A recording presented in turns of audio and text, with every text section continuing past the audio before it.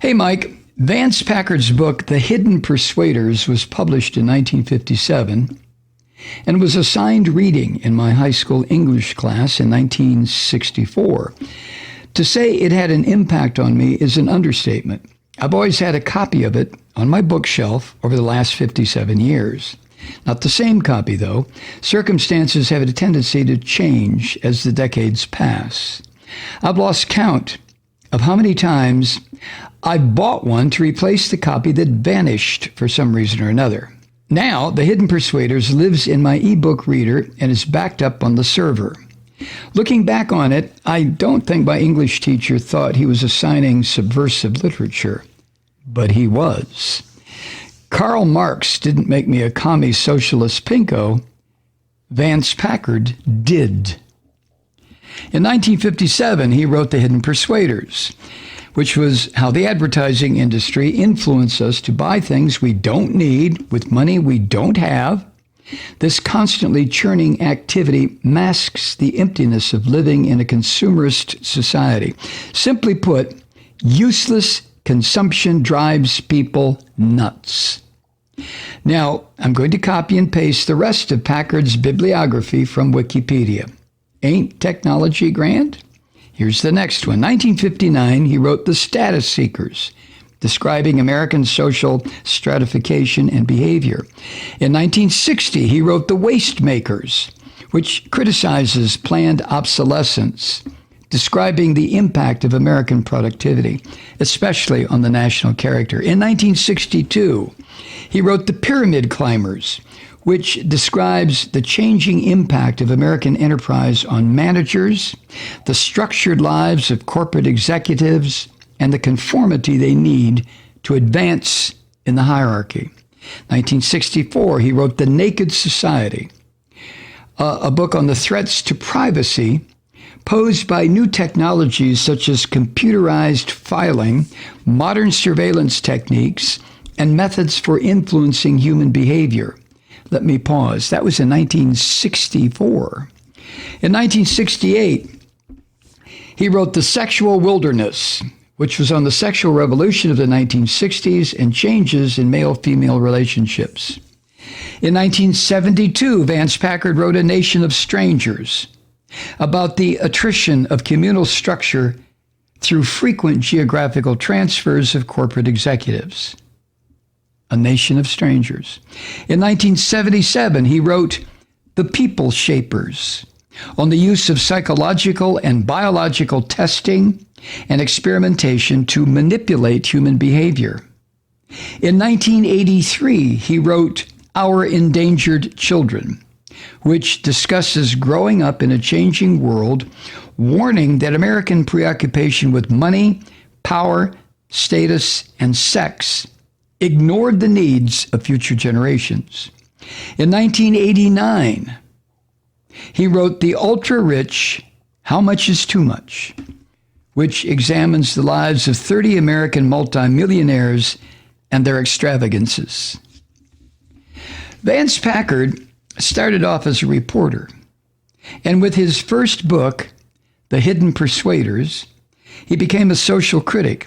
If you spend any amount of time clicking around the internet, you'll find Packard and his books described as prescient. Well, not so. Vance Packard was a reporter and a keen observer. He always wrote about the times in which he lived. He didn't invent the phrase planned obsolescence, as it had been kicking around since the early 1930s. But he brought attention to and popularized the concept in 1960 with his book, The Waste Makers. Which brings me back to my current smartphone, the Nexus 5. It was released in November 2013 and at the time cost anywhere from $350 to $400. It was discontinued in March 2015, and its operating system, Android 6.0, has not been upgradable since October 2015. When will the apps I use demand an operating system more recent than Android 6? Who knows? Tick, tick, tick, tick. What compelled Apple fanboys to camp out in front of Apple stores the night before the latest, greatest iPhone 12 Pro was released? Why would anybody clamor to be first in line to shell out $1,000 for a shitty computer that makes phone calls? The answer to those questions are in Vance Packard's book, The Hidden Persuaders, The Status Seekers, and The Waste Makers. In 1964, those are 3 books. In 1964, Packard wrote about threats to our privacy by computers and mass surveillance in The Naked Society. You know, the same things Ed Snowden warned us about in 2013.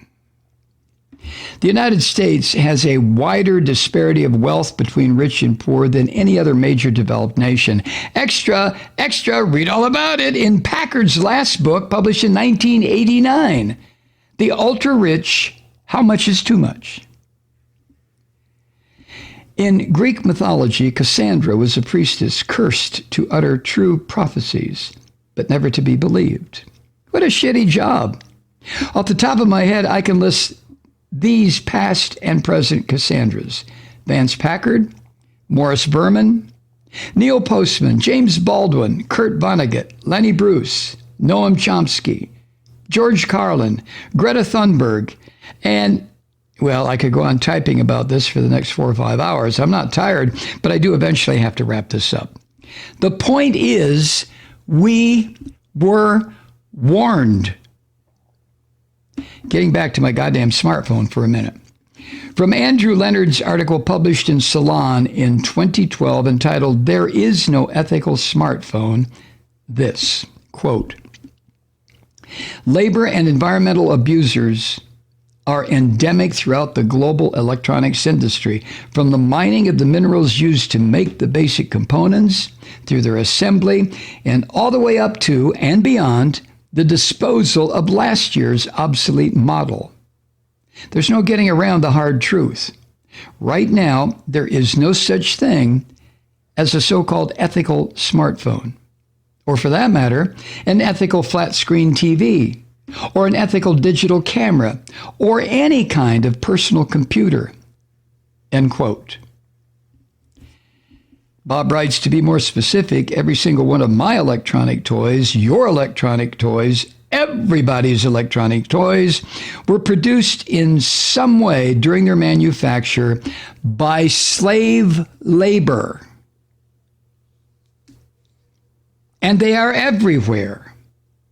Not giving your child a computer and smartphone is considered tantamount to child abuse. I don't have to defend that statement because we all know it is as true as gravity. The economy, whatever the fuck that means, runs on slave labor, just like it did in the 17th, 18th, 19th, 20th, and now the 21st century. Don't get your hopes up, but maybe someday that will change. What I mean to say is, don't hold your breath. But in the meantime, stop buying all this shit. To be more precise, stop buying all this new shit. Buy used or refurbished shit. My wife, son, and I never stepped into the smartphone or stepped onto the smartphone treadmill. And it's not because we're morally superior human beings. The simple answer is we're cheap. If we must own a shitty computer that makes phone calls, we're going to buy a used one. A friend of mine and I like to rebuild and repair so-called old computers. We call ourselves Lazarenes.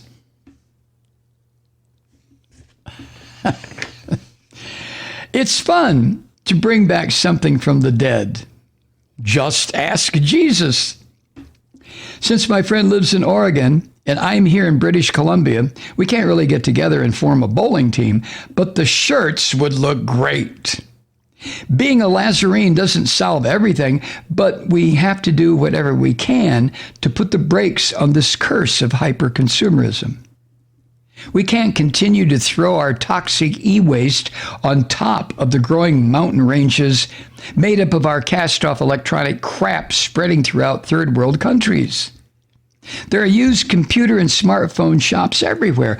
Give them your money because I think the tech billionaires have enough.